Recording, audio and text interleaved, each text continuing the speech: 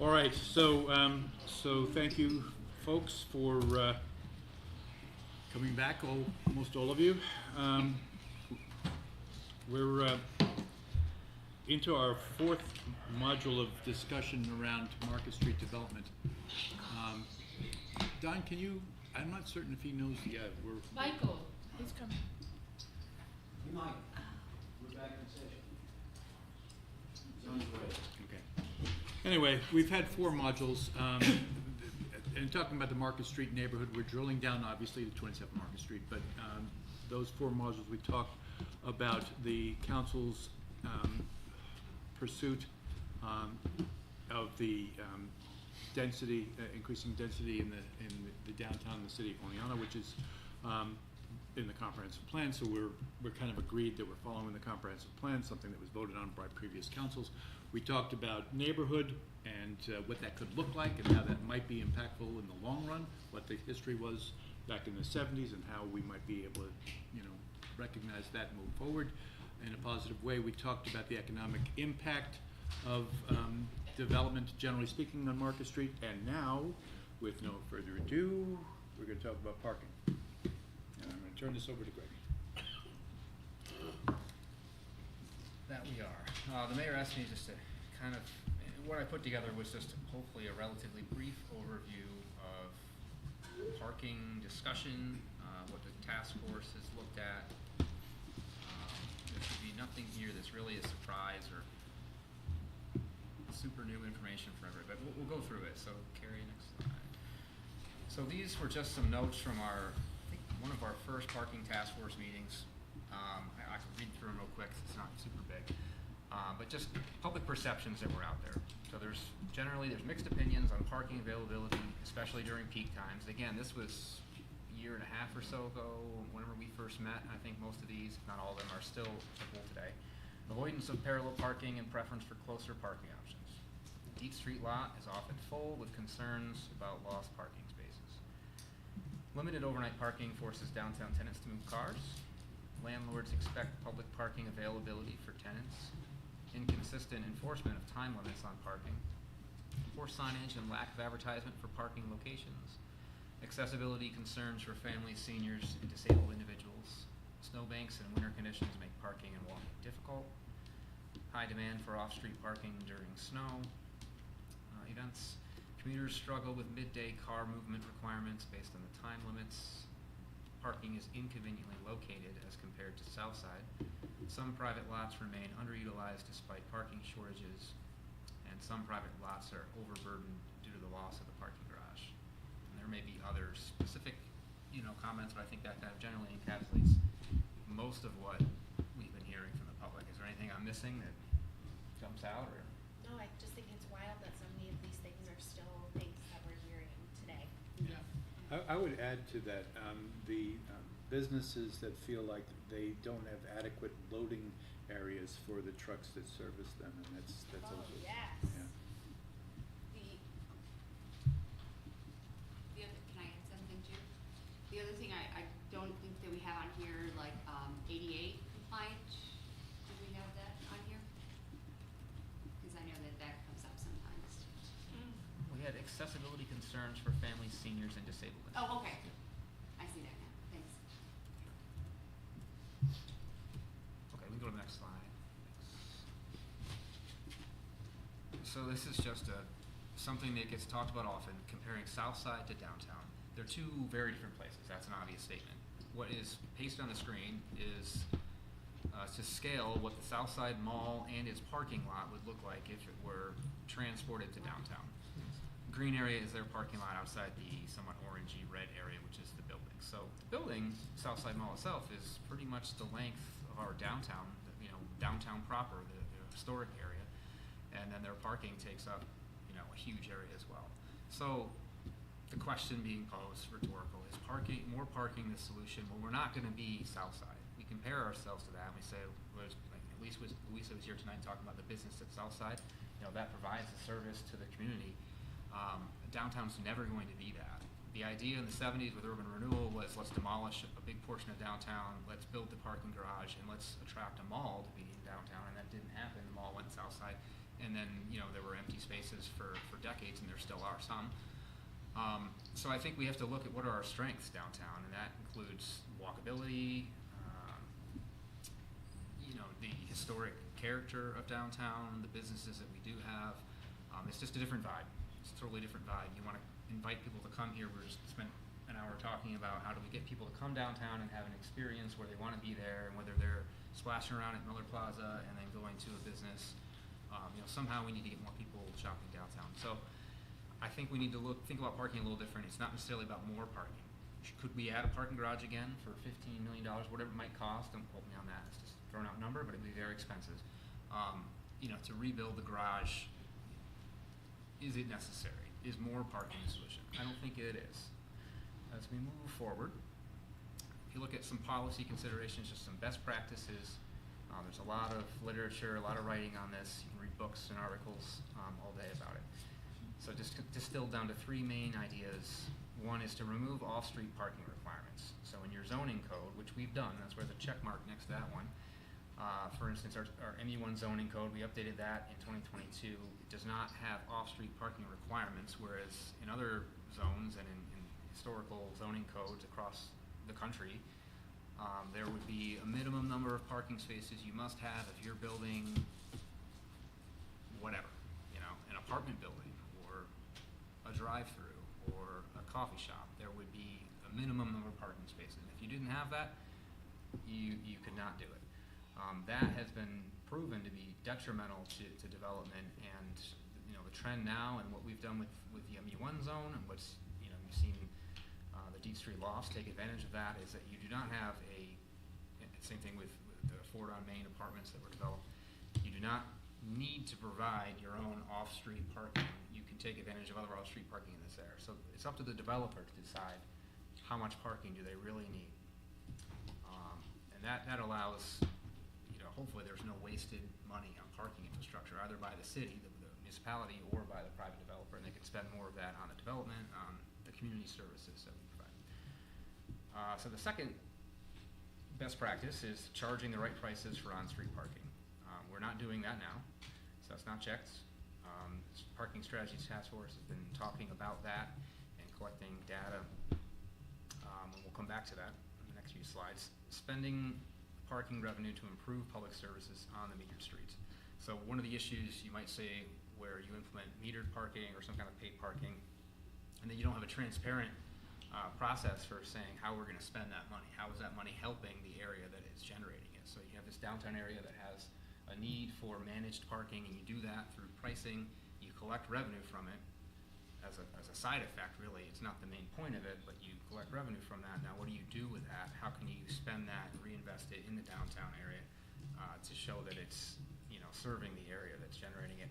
We've kind of already done that with, certainly recently, with the transportation improvements projects, Market Street transportation improvements, the streetscape on Water Street as well, a parking lot that is being constructed still, and the new elevator, arcade walkway, the Muller Plaza passageway, having an easement and some improvements to have better connectivity between Main Street and Market Street and Water Street. I think those things are all the types of improvements that can be funded by things like a paid parking program, which obviously we've talked about how if we implement paid parking, the revenue from that would be helping to fund the bond payment that we're looking at for these improvements that are being made.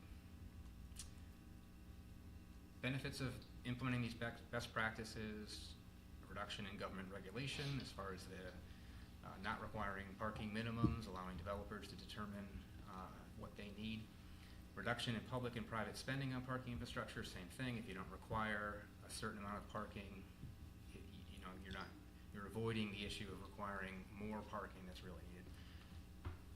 Increased public spending on community services. Less spending on parking means you can spend that money on other services. Decreased energy consumption and pollution if you're not overbuilding. Encouraging higher density living without excessive car dependence. We're not going to get away from cars. We're not trying to ban cars from downtown, but we also want to have walkable downtown, bikeable, easy access to transit, things that allow higher density living without having, you know, traffic jams. Again, maintaining, improving walkability and increasing the availability of high-demand parking spaces. Go to the next one. Just a quick overview of existing conditions. You might recognize the map on the right. That's a map that we've shared before that shows all the different parking spaces in the downtown area. The yellow polygon is highlighting the area where there is, proposed to be some kind of managed parking. There is now. We manage that through time limits and enforcement. So we have currently, everything that's shown here is 950 public parking spaces. 288 of those are on the street. 662 are off the street. Those numbers do include the green in the bottom right corner, which is in the park. Not counted here are many more private spaces. We have time limit parking. For the most part, they're short-term limits, 2 hours on the streets and in some of our lots. Other places in the lots and on streets in certain areas are all day or overnight. Most of those spaces are within a quarter-mile walk of Main Street. The center of Main Street. So just for example, I go to Google Earth, put in the YMCA, get directions, walking directions to the Green Earth, which are kind of on opposite corners of that polygon, and it's a 10-minute walk, and it's about half a mile. So the center of downtown is within that quarter-mile walking distance range, which is a rule of thumb for determining is a place, what is someone willing to walk? The average person is usually about a quarter mile from where they're parked or where they're at. So we have a very walkable downtown. It's accessible as far as the distance and its density. There's about 429 residential units according to the code office records. We have over 200 destinations. When you go through Google Maps and look up every business and place of worship and government building that's downtown, there's over 200 of them. And we have walkable streets, and we've improved that recently with the work that's been done. We have easy access to transit. We're improving that. All these things help a downtown has density, and you want to have more density thrive without only relying on cars. So some empirical observations from data that's been collected over time. Prior to the Deep Street Lofts construction, so back in 2021, 2020, early 2022, and this is obviously also prior to the parking garage being demolished or any real significant changes to downtown parking from what had been there for several decades. In the early morning, so when I drive around before 7 a.m. and I count cars, that's typically looking at people who have been parked all night, who live downtown, or maybe they left their car there for some reason. For the most part, there's not many commuters and not many, maybe some people going to the Latte Lounge early, something that's open very early. For the most part, you're capturing, this is the residential population of downtown. And that occupancy as a percentage of total spaces available was between 15 and 20%. Midday, which, somewhere between noon and 3 p.m., when you've got lunch crowds going on, you have doctors' offices are open, businesses are all open. There's a lot going on downtown. It's typically the peak time, and the occupancy was 40 to 45% occupied. So that means 55 to 60% of the public spaces, both on-street and off-street collectively, are empty at that time. The total available spaces then was 1,050. 247 on-street, 803 off-street. That was when the parking garage still existed. Current data from 2025, just the last week or so, couple of weeks, indicates an average early morning before 7 a.m. occupancy of 25 to 30% of our available spaces, and midday 55 to 70. So the data says that there's still room, there's still occupancy available, but understanding, we still have perception that there's not. You look at total available spaces, put an asterisk. This does not include the 47 Market Street parking lot, which is not available yet. That'd be another 115 spaces. I told you 110, 115. And it does include the 27 Market temporary space. And it also does not include the park. I excluded that because I didn't want to skew the numbers. So from 2021 to 2025, the total number of cars parked downtown in public spaces various times throughout the day, early morning, mid-morning, midday, evening, they're roughly the same. There's not much variability. We don't have a whole lot more cars parking downtown now than 2021 or less. It's roughly the same. So that really hasn't changed significantly. Just based on the data that I've collected. It's not, I don't know what the margin of error is, but I have collected quite a few times. Downtown residential parking demand. So currently, I just did a informal survey, the mayor helped me out, we reached out to some downtown landlords. We wanted to get an idea of, can we estimate how many cars we should expect from a residential use downtown. So if you take the number of tenant cars, so they provided to us how many tenants have cars and how many of their units are occupied and how many bedrooms there are. So if you take the number of tenant cars divided by the number of occupied bedrooms, it ranges, depending on the case, between 30 and 75%, which would tell you that not every occupied bedroom has a car. So that's real data. So if we were to project there's a new residential development somewhere downtown, we wouldn't expect that every single bedroom that exists there would generate a parked car. It would be something less than one. Maybe it would be between 30 and 75%. It's a pretty big range. And looking at, again, this isn't every apartment downtown, this isn't every landlord downtown. We contacted some of the bigger ones. And I think it's indicative, but I think you could certainly hone in more and get more data. But there's no apparent correlation between the availability of dedicated off-street parking and the rate of ownership by tenants. So what I mean by that is some residential buildings downtown have their own dedicated parking, some have no parking whatsoever. It's just entirely reliant on public parking. In those cases, there's really no clear trend as to if there's dedicated parking, there are more people that live in that building with cars versus if there is no dedicated parking. There were some buildings that had no parking, 75% of their tenants had cars. There were some buildings that had lots of parking and only 33%, a third of them had cars. There was, it appears to be, again, it's not a ton of data, but it appears to be that higher rents tend to correlate with higher rates of vehicle ownership. And that might be ownership, yeah. As far as number of tenants having cars, and again, I didn't ask for rent information from landlords, but just knowing the types of apartments that we're looking at, you can sort of draw that inference. I wouldn't say conclusion. I think an obvious statement, but I put it in here anyway. Tenants prefer to park as close as possible to their residence, just like people who are visiting businesses. Sometimes having tenants or residents who are parking all day, every day, closer to their residence is also closer to a business who is then negatively impacted by the fact that there's not a high rate of turnover for those spaces for their customers. So there's a natural conflict between competing uses.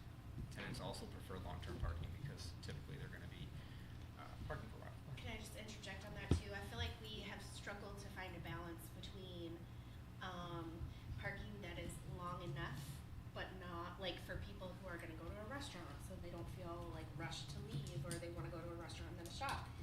And I remember we went to 1 hour parking and then we backed it up to 2 hour parking because there was some business owner sentiment, you may be getting there, but there was some business owner sentiment that 1 hour was not enough, that people were not coming downtown because they felt like they weren't going to have time. But it seems like 2 hours is not good for people who need that high rate of turnover or are, people who are longer term, they're commuters or they live there. So I think it's hard to find a balance between, what's long enough but not too long. Yeah. So. Yeah, I agree. So I just put on here, I think a goal is to encourage residents to avoid occupying the most desirable parking spaces for businesses during business hours. Outside of business hours, overnight, you look in the middle of the night, our occupancy is 10, 15% at most. You could park anywhere you want and it wouldn't be affecting business, they're not open. During the day, leaving your car in the Wall Street lot all day isn't the best thing for businesses because that's where most people doing business downtown want to park. So going to the next slide. So how do we figure out this perception versus reality issue? How do we address the perception? There's a lack of parking downtown. It's not supported by the data. But when you get more granular, and it's obvious, again, you look back at, not to get to go back, but you look back at the overlay of Southside Mall and downtown. You think about going to the Southside Mall or any big store, Walmart, anywhere on Southside, you can see the store from where you're parking. There's that line of sight, you know where you're going, you can almost measure the distance in your mind. When you park downtown, you might park in the Dietz Street parking lot, but you can't see Tino's, so it seems like it's further, but when you measure the steps, it's closer, or the same distance. Again, looking at quarter-mile walking. So there's that unavoidable perception. I think it's just a human thing. you don't really think about that, and you're not gonna change your decision-making based on it, but it's a thing that you're fighting against for the downtown. So there's that relatively lower level of convenience that people feel downtown versus parking in a suburban commercial area. What have we done based on our discussions with the task force and our observations ourselves? You know, these areas like Main Street itself, Wall Street lot, the Westcott lot, the most desirable spaces for everyone, shoppers as well as residents, they're typically most likely to be almost fully occupied. I've rarely seen 100% occupancy in any particular area, very rarely. You hear comments, people say Deep Street lot was full. No, it wasn't. There were 9-10 spaces there, almost guaranteed. I've counted 200 something times. It's never completely full. It looks like it. I mean, you drive around, you count, there's a few spaces open. But the perception is reality, right? So we focused our enforcement. Obviously, we were looking at the whole downtown, but we really wanted to focus on those areas where you want the high turnover, where we knew there were a lot of all-day parkers in areas where we would prefer to have more turnover, the Wall Street lot, the Westcott lot, Main Street. And I think that's had some effect in changing those habits, but it's not without some growing pains for sure. I mean, we were getting lots of complaints, you've all seen emails about people who've gotten tickets and now they have to move their car. You know, so maybe that's not the best solution, maybe it's not an ideal solution, but it is having the intended effect. Let's open up these spaces, but there's consequences. So another option is implementing market-based pricing, especially for the most convenient downtown parking. Market-based being simple supply and demand. So there are only so many parking spaces on Main Street, in the Westcott lot, the Wall Street lot, these really desirable spaces. There are only so many of them. We can't build more. I mean, not without significant costs like the parking garage. So managing those, there's a limited supply and there's a lot of demand. So what do you do? Rhetorical question, like you look at pricing. So it's worth something perhaps to people to be able to park right in front of the store on Main Street, as opposed to having to park in the 47 Market lot, the 27 Market lot, the Deep Street lot, and walk a little bit further. So that is a way that communities manage their parking through pricing. So it's not, you don't say, we set a target of generating $500,000 and that's what we're gonna do, and we're set out to do it and that's our goal. You set the goal of managing the parking so that the downtown works, and then the revenue's gonna come with that. But that's not the goal in and of itself. That revenue then can be used for funding community services, funding the parking lots themselves, funding all sorts of things. Do you have a question? No.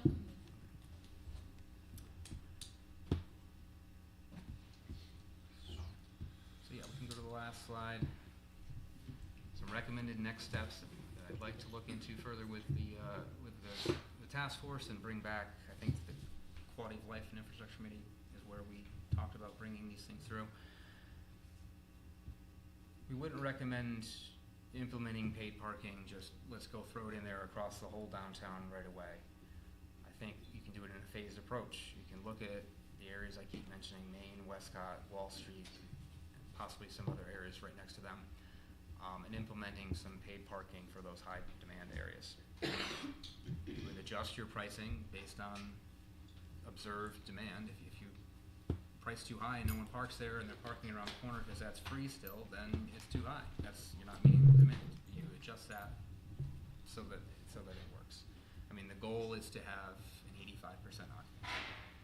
That would mean on a block of a street that has 10 parking spaces, you have 1 or 2 spaces open. So if you're driving along, you're not circling looking for a space. There's 1 or 2 spaces open at all times. Theoretically, that would be, you would reach that goal through adjusting your pricing based on the demand. You know, a future potential phase 2 could be paid parking throughout the downtown area. Again, demand based, so as you move further away from higher demand areas, the pricing may change. You may have, at that point, it may make sense to have a parking permit program for downtown residents, commuters, where you can pay a certain amount per month or per year. There'd be certain areas you're allowed to park. I don't think that Main Street would be one of those areas, but a lot like the Deep Street lot might be an area where you can park all day and you don't have to pay the meter or pay by the hour or by the day. You pay one rate because you live downtown, you're there all the time, or you're a commuter, you're also there frequently enough that it would make sense. All of that would be priced according to the demand. So our target date, I'd like to get back with the Parking Strategies Task Force, talk more about this, come up with a plan, look at some technology, see what the solutions are, come up with some proposed pricing and timelines, and, you know, we talked about having that around the end of the first quarter, so I don't think, we certainly won't be ready for the CLIC meeting next week, so I think April 28th CLIC meeting is a reasonable target for that. That was what I had to share. Right. Sorry. So that's a lot of That's great. information, a lot of That was detail. really good. Amazing. Yeah, let me open it up to questions or comments. Excuse me. I'm assuming you're sharing this PowerPoint with us. Sure, yeah. I Could we get a So- t-shirt made of the Mhm. downtown and the ball? Sort of in Wait, let's, Sorry. no, you're all good. Elaine. No, just with that, the thing about, sight lines, you know, between, you know, a box store and downtown, I had just seen a really effective, like, short video about it that I posted on my, social media on Facebook, if anybody wants to check it out, and I'd be happy to share that if anybody would like to see it, cause I think it explained that whole idea, you know, but in a way that we can also easily convey to the public if people want to, you know, share that. Yeah. Go ahead, Cecilia. I just had a quick question. Apart from the recommended next steps, I just wanted to clarify where all the data that you used came from. So it's from the discussions from the task force, and then that was a bit of a focus group with local business owners. Yeah, And so- then you also provided a survey for downtown businesses. Is that correct? Well, we've done some outreach to downtown businesses, but the landlords that I spoke with, Landlords. you know, I can send that data. The data that I refer to as far as overall parking numbers is from my free time, you know, lunch break, early in the morning, way back from basketball, whatever. I drive through and I count every car downtown. It takes 15 minutes. Thank you. I can send that if you want to dig through that as well. But, or a summarized version. I wanted to come up with some kind of a chart or graph, but I hadn't had time. But Yeah. it So summarizes the table. words. For sure. Yeah. So observations and then the discussion with the task force that involved local business owners. Yeah. Just Mike? Yeah. Mike. I think this is all great, Greg, and I like the direction that this is going. Just a couple of thoughts. I feel like we have all these underutilized private parking lots, and we really, when we get to the point of a parking permit program, I think if we can, I mean, obviously we can't force them, but if we can really get, like, you know, like the hotel property, the community bank property, like get some of those like large parking lots as part of that. If not their whole lot, a portion of it, it can be, you know, and maybe can be some revenue sharing. And the second thing that I think is really important is in the first phase, I mean, I know people are gonna push back against having to pay for parking, 'cause they're used to getting something for nothing. But I would suggest maybe a way to roll it out is, because the lots are kind of something separate, the Wall Street lot, the Westcott lot, like, maybe roll it out there first, or maybe think about Main Street being really high turnover parking, Yes. whether you pay for it or not, but have like, you know, like 20-minute, so, you know, like half an hour, like, people come and, you know, pick up their food and go. Yes. Whereas the lots could be slightly longer term. Yes, actually, I'd like to piggyback on that, cause I was gonna suggest the same thing. I think that I would like, even exclusive of the paid parking conversation, I would like us to consider that possibly the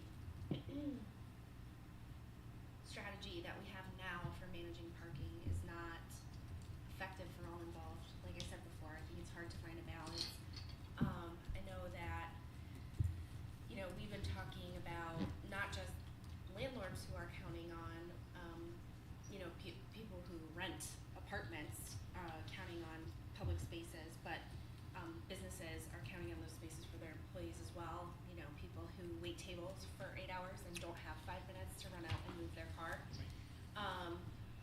love for us to consider making all of Main Street like somewhere between 15 to 30 minutes to accommodate people who are like going to Latte Lounge, DoorDash, like with the exception of the accessible spaces, and then making the lots longer term, like really longer term, like 8 hours, because then I think you approach that idea of, well, I have plenty of time to go to a restaurant, and you know, so you're serving those people, you're serving the people who work on Main Street, the people who live adjacent to Main Street, but you're also forcing that high turnover in the most desirable spots, which are right on Main Street. So I would like for the clique to consider chapter 282. 282? Yes. Before this discussion happens. In addition to that, I think that this makes a lot of sense, this like phased approach. But I would recommend that we do not start this year, because not only do we have a parking perception problem, but in conjunction with the roundabout and all the construction on Main Street, I think it will literally be a nail in the coffin if people think they also have to park or pay to park downtown.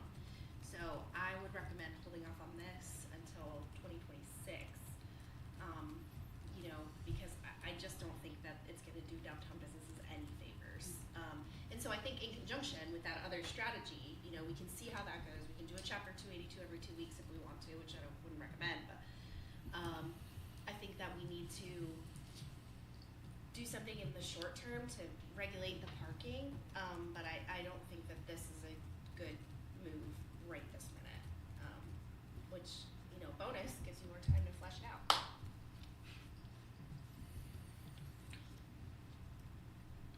Elaine. Yeah, and as, in regards to, you know, better utilizing like the, private, parking that's available, and I know that there's some discussion, with the county at this point, right, with mental health. So there's some consideration, you know, as far as, that parking that's needed, right, you know, for, you know, those staff that are working, you know, in the county building especially, because not in all the departments, but I know in the mental health department especially, because of shortages of services and everything, that has come up specifically, like you said, with the, you know, servers and other, you know, folks that can't move their cars during the day, they often can't do that. So, the last I heard, you know, is that we are looking into, you know, some kind of solutions with that, so I'm interested to see where So- those go too. Do you wanna talk? But- So the mayor had recommended, Yeah. I'll let you talk about your proposal, and then I can kind of speak to Sure, okay. the Health and Human Services Commission's perspective on Yeah, that. certainly. So I don't want to get out over my skis. I did, and I got a little bit of trouble. This hasn't gone through all the process at the county that it needs to in terms of various committees weighing in on it, et cetera, et cetera. And whether or not they are looking at the county picking up costs or individuals who are looking at that is kind of still theirs to figure out. What I did was I secured 35 parking spaces between a church and a parking lot that are, at least for the short term, we'll wait to see what the county decides, designated for employees of the county office building, which seemed to be a good number for them, and it gives them dedicated parking that's safe and they know where it is, and there's about a $2.50 per day cost for a 5-day rental of the parking space. So that works for the businesses. It's kind of a public-private partnership scenario here. It works for the businesses, and ideally it will work for the county employees. The issue that they have is that they have to continue to go out and move their cars, and they're in the middle of things. But they're not alone with that. Of course, Yeah. we talk about a server at the Autumn Cafe or whatever it may be. All of these folks are dealing with, I have to move my car.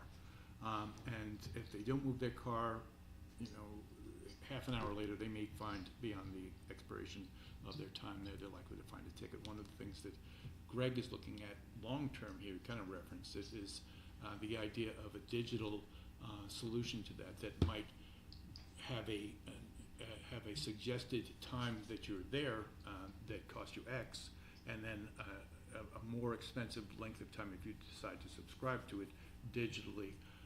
But in the short term, at least, having additional 35 parking spots for the county office building's usage is, you know, I've secured that, and it's just a case of whether or not that's something that they, either the county wants to take care of, or the individuals feel like it's worth the $2.50 to them. Go ahead, Katie. Go ahead. Yeah, so at the last Health and Human Services Committee meeting, which I know you weren't able to attend, and you will attend like all of them, except this one where they ended up talking about this, and so I was like, oh man, wish she'd been there. Yeah, I listened to that one They, instead, but you yeah, did, okay, yeah. so they broadcast it, and in the last like 10 minutes of the meeting, they addressed this. And I don't actually believe that that proposal is making it out of that committee. No, it doesn't sound like it, you know, I think it's a worthy, you know, thing for us to look into. I don't know that it's the right fit for that, you know, Yeah. situation. But I do know that we, you know, just because I think it was Mike brought up the point that, you know, there are lots that are Yeah. underutilized, you know, that could be, you know, that are, you know, the church lots, things that they may have density, you know, certain times of the week, you know, and how can, you know, we work with, you know, those entities, you know, to create something that's gonna, you know, help out. But the other thing that I was, oh, I'm sorry. That's you okay, I had just want to something finish else? my thought. Yeah, you might as well stay on the same point then. No, that's okay, which is that, I love that idea of like revenue sharing when we get to a permit parking sort of area. But so what I was gonna say is that, you know, I think in the short term, you know, because there are so many demographics who are struggling with the current, structure of downtown parking, that's why I think that really having that shorter eye line, you know, parking, but then, you know, longer term parking in the lots, I think would really benefit the community as a whole. So that was it. That was the end of my statement. Yeah, and that's where I'm thinking something like that might, you know, be more beneficial, because I think that, you know, just as we're looking at our bottom line, the county is too. They don't have, you know, so, you know, that's something to consider. But the other thing really, and this kind of ties in, the other thing that I keep thinking about is that we are talking about free parking, but, you know, to be honest, we know that anything that's free is not really free. You know, it's free as in anybody can go up and park there and they don't have to pay. But we do know that, you know, maintaining parking has expenses with it. So when we have the free parking, you know, and everybody's utilizing that, that's a, you know, a service that we are offering the community for free right now, right? And that means that it is really subsidized by the taxpayers here, the residents who live here. So I just want, you know, when people talk to me about free parking, I said, let's really frame how free is free really? It's free to the people who are using the parking. It's not free to the city. So I just want to just clarify a little bit in terms of next steps relative to, if we can pull 35 cars out of the lots, then that's a good thing, right? And so we're on, you know, giving the county as much time as I can give them to be able to make that decision or determine whether or not individuals simply want to do that themselves. Barring that, if that doesn't work out, then there are businesses that really do want to have their employees have that same deal, and so we'll simply move 35 other cars out of our parking lots, and that'll help. Okay. And I mean, personally, like when we were saying it, you know, moving 35 cars, freeing up 35 spaces, you know, that is that kind of management that would help free up, you know, potentially, like Katie was saying, some of those, you know, parking spaces that could be available longer for those staff. And the conversations with those that do have asphalt that they're not utilizing are going on. They're not. I've had 3 successes, I guess, at this point, but there are a lot more options. There's a lot of asphalt when you look at a Google map of Oneonta that hopefully we can talk some people into following the leader on, and that will help alleviate some of the parking issues. One last thing before we close down, because I do want to try to keep these modules to something like 30 minutes if it's possible, so that people can tune in to a number of them. Relative to the development of the Market Street neighborhood area, which is, you know, obviously part of the rationale of this being presented now. I'm sorry. Relative to the development of the Market Street neighborhood area, one of the things that I found interesting, compelling even, was the breakdown that Greg kind of alluded to, but with some of bedrooms to cars, right? So what we're seeing is a building like the D Street Lofts with 64 units, they have about 30 cars, so a little less than half. A building like the Ford on Main, which has got 24 units, is that right? Something like 8 or 9 cars, if I recall. So about a third. So there's a but then there are, market rate and student housing, which is also an elevated rent, that tends to have more vehicles per. So when you're looking at the development component, you're looking at, I think based on Greg's numbers here, which I think are pretty accurate, that a type of building and a type of residence is going to generate a certain demand for parking that others won't. And so just as we are looking at our strategies for downtown development, I just want to make sure that we're focused on that. Mike? I just wanted to say one thing specifically about the Ford lot, because that's a contentious lot. I did a little assessment, nothing as grand as you did, Greg, but I did go 5 times on different days and looked and found that the Ford lot is higher. It was 70 to 85% full. Although the overall, like that whole area, my area was smaller, but it was basically that Market Street area was only 20 to 40% full at the same time. And I think we need to think specifically about that lot in the short term, because I noticed that it's the same cars every day, and in fact, some cars did not move once during the period that I was looking at that. So I wonder if we want to change, that lot is basically unrestricted now, but if we want to change it to still have it be pretty flexible, but like 24 hours maximum, or something like that, because people complain that there's no parking, and they're usually thinking about people coming to businesses, but that lot, I think, is mostly actually either serving residents or employees, and it's not mostly serving. So we've opened that lot up, and we've given 48 extra spaces to the people who live in, either work nearby or live nearby. So I hope in the short term we can change the rules about that lot. There's one more thing that I'd like to add here. As we move towards some paid parking, and Katie, I'm not disagreeing with you at all, there are a lot of things to be worked out. So as we move to some level of paid parking in some places, it's going to squeeze people who are going to be looking for the free parking. And one of the real concerns that we have are the folks in the Clinton Plaza for the fact that their lot is overfilled by people who are not shopping in the Clinton Plaza. And it's absolutely one of the things that we're actually meeting with the folks from the Clinton Plaza next week to talk about strategies in which we can open that up some. Because if something costs something here, people will look for the place where they can park, quote unquote, for free. Cecilia, were you trying to say something? Well, No, I don't I'm want to sorry. interrupt. No, I'm done. Okay, I just wanted to mention that I always, in these conversations, feel as if that the missing dimension and the missing element is to talk about then providing people other ways, other modes of transit, other ways of getting around, besides just, and we're all, I mean, I won't even talk about my own, use of my car to go, whatever, down the street. So, I'm just as guilty as anybody, but I just think that encouraging, having a strategic, as part of our strategic plan to talk about walkability, and what that really means. We've mentioned it over and over in these discussions, but I keep coming back to it as like, parking is just a piece of this broader puzzle, which is giving people more options to get around and feel good about those options. And then that might very well also inform the RFP for marketing,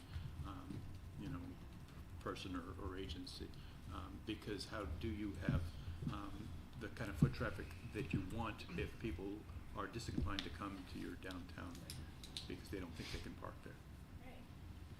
Right.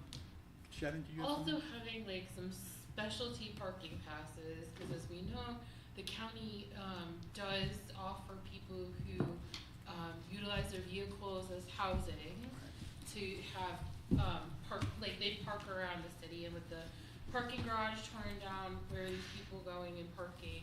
Some of them go out to the parks, but they get moved out of the parks, them having spaces, but also people who, maybe aren't able to move their cars every day. And so 24-hour parking is really gonna be burdensome for them, and so maybe we can have some sort of specialty parking passes to accommodate those folks. I like that. All right, listen, I thank you guys all very much for the discussion. Thank you again to Otsego Media for documenting this and putting it online. We are going to do one more round if there's anything else for additional business or council consideration. Len? Am I to assume Hartwood College and SUNY Oneonta are graduating on the same day again? Yes. Last time they promised, but yes, This is they the are. last time? This is what they promised. So again, this hurts the downtown Of course it businesses does. and hotels. And we could literally use And the the town of turnover of a Oneonta. 2-week. Yeah. Yes, absolutely. Yeah. What are you gonna do? Anything else, Len? No. Has anybody else got anything for the good of the order here? In that case, we're not here quite till 4. Do we wanna do something for the next 11 minutes and get to the 4 o'clock marker?